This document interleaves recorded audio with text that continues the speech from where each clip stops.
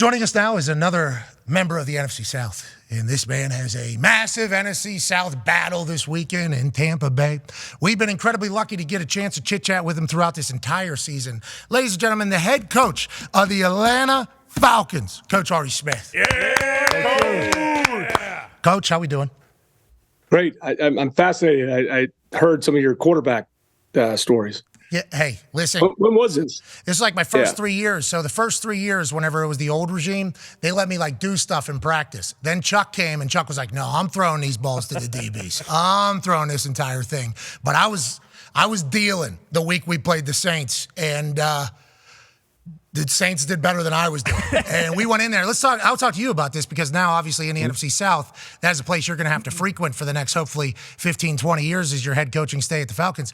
That building down there is bananas. Is there any other places around the league that you either look forward to or fear going into?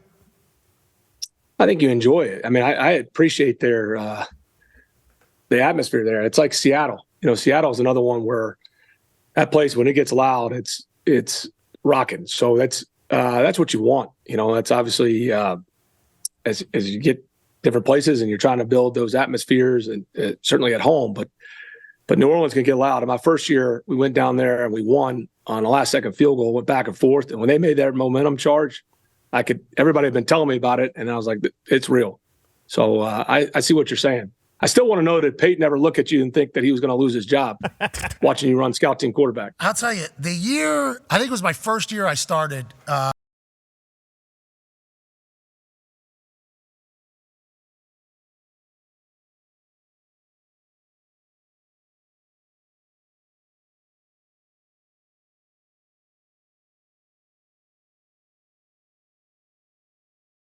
I could get telephone pole to telephone pole before anybody else. So I got dropped in on like a Wednesday, and then I think we won.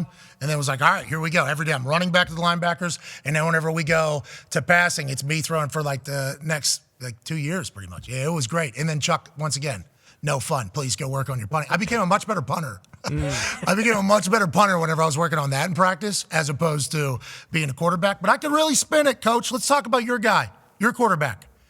Throws for 300 yards, okay? Bananas. Then there's a couple turnovers, obviously late and in the second half that happened, and you got memed. You know, your hands overhead, mustache making the move. Oh, you know, that whole thing for his. How do you talk to Desmond about these types of situations, and what do you like basically tell the whole team about these types of things with your trigger man being the play caller?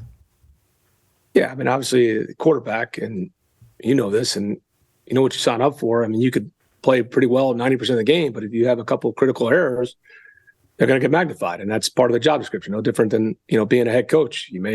Or a play caller, you may think you're calling a good game. You may call one bad play, and it may be the difference in the game. That's what you got to live with. But, you know, and the reality is, you know, Pat, when you're behind the scenes, it's never just on one person. Oh, yeah. You know, there's so much that goes on in every play, and again, it's your job to stand in there and accept the blame and the responsibility, and really ultimately is to get things fixed. But with Desmond, he's made a lot of really good plays. There's a lot of, you know, as a young quarterback, there's things that are going to happen. The last 2 weeks, he has thrown over 300 both times. But those critical errors, you get in a game like that'll never change. Turnovers, whether they're fumbles, interceptions, and then I kind of put the punt return in there as a turnover as well. It's hard to overcome that when you play a game like that. That's just life in the NFL. We've got to eliminate that. So it's not a trend going forward. How does Desmond handle it all, you think? Because a lot of people talked about him looking like a 55-year-old whenever he got drafted, but he did play like a lot of football in college. He does. He looked like there was a photo that came from the rookie premiere, and it was like, all right, there's a rookie, there's a rookie. Did that guy serve in 2 wars before he came back? And then but you talk about him football-wise, very mature as well. He's been through it. How have you seen your young quarterback handle all this type of scrutiny, conversation, highs and lows of the season thus far? Yeah, it's all about perspective, and Dez is a real guy, and he's fun to coach because, you know, a lot of times too, like I talked about there, it is hard to play quarterback, but when you can have honest conversations, and that's part of the relationship between the quarterback, the head coach, certainly the play caller as well, you need to have a real relationship. And the thing I like about Dez is he's honest, he's authentic, he doesn't run from things or make excuses. And there's a lot of guys in this league, they when things go bad, they sit there and they try to say the right manicured thing in their press conference. I'm sure their PR person kind of gave them, or their agent, and they get up in the press conference and say the other thing. Then they create drama to make sure it's not their fault. And that's not Des. And that's why guys in this locker room love him. None of us are going to be perfect. I'm certainly not, but he's a real guy, and we believe in him, and he's played 10 games, and we know that there's always things to improve. And he turned the ball over. It's going to be hard to overcome, and we got to eliminate that, but there's a lot of good things going on here. Hell yeah. Coach, it sounds like you're the perfect guy for Desmond Ridder, and it sounds like he's the perfect guy for you. Another perfect guy for any locker room that I've learned, and I've known this guy from just events that I've got to go to where he was at, and he has a great time. I've never seen him not be liked by everybody that is around him. He's the tallest person in the room, every room he's in. He has the deepest voice in every room that he is in. And every time I've seen him, he's the guy having the most fun in every room that he's ever been in. But football-wise, he's a leader, he's a mentor, and he just got his 100th sack. Calais Campbell, hey, let's go. Tell me about this guy. Obviously, this shot is sick. Get off me. He's been doing that to guys in the NFL for like 45 years, it feels like, with Calais Campbell. What's he like in your locker room? I've heard he is a perfect teammate everywhere he's been, Coach. Yeah, it's real. That's another guy that I've really enjoyed getting to work with. Calais, maybe the oldest guy in the building. We talk about that. He was part of the Jimmy Johnson's last recruiting class at Miami. So he's got a lot of history in football, college and pros. He's awesome. He's been so much fun to work with. Pat, there's all kind of records they make up now, like, who's had the best net punting average in October, 13th or whatever random stat they put up. It may be you. I don't know. You're a Ray guy, but good one, yeah. Guy like Calais, when you get 100 sacks in this league, that's impressive to me.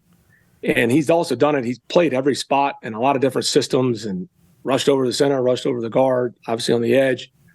That was really cool. It bothered me that we couldn't reward him with a team win after that. And, I brought that up Monday. So the young guys understood, like, that's a hard feat for a player to do, to have 100 sacks in this league. Yeah, Calais is the man. He's been focused. It seems like he's nowhere near his end either. You're around him obviously every single day. He's doing the dirty bird afterwards. He's just re-energized, it feels like, every single game. What a leader. This weekend, you got a big one. Chuck has a question for you. We do. Hey, Coach Smith, I know how difficult it can be preparing for this Tampa Bay Bucs defense. I know Bowlesy likes to run a lot of, jam fronts or bear fronts, whatever you guys call them. Mm-hmm. And then he's going to bring pressure from every level, right? I mean, double corner cats, all those zone pressures, the exotics. Hell yeah. How big a challenge is that, Coach, going down there to play that defense? Yeah, Todd does a hell of a job, Chuck, as you just brought up, and got a lot of respect for him. And as you know, you get in the division, it's each other so well, and he does a good job changing things up week in and week out, and really year after year.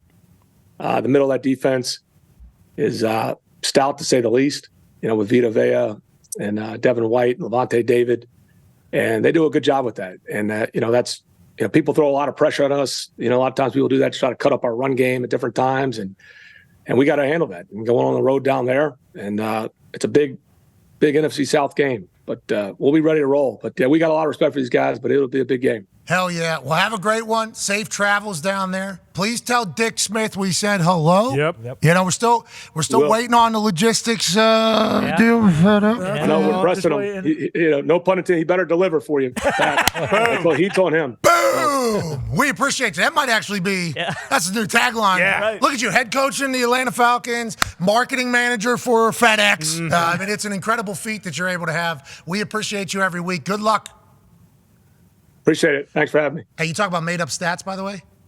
Guess who has the greatest passer rating in the history of Thanksgiving games in the NFL? Say it. Say it. Say it, Arnie. You do. And Chuck wouldn't let you play quarterback enough. So, you're right. It could have been more than just Thanksgiving. It could have had goddamn Christmas. I don't know why you didn't bench Andrew Luck for you. I don't know, Chuck. I don't know why you didn't do that. It's on me. Listen, there was a year where I was almost in. I don't even want to get into this. Ladies and gentlemen, Coach Arthur Smith.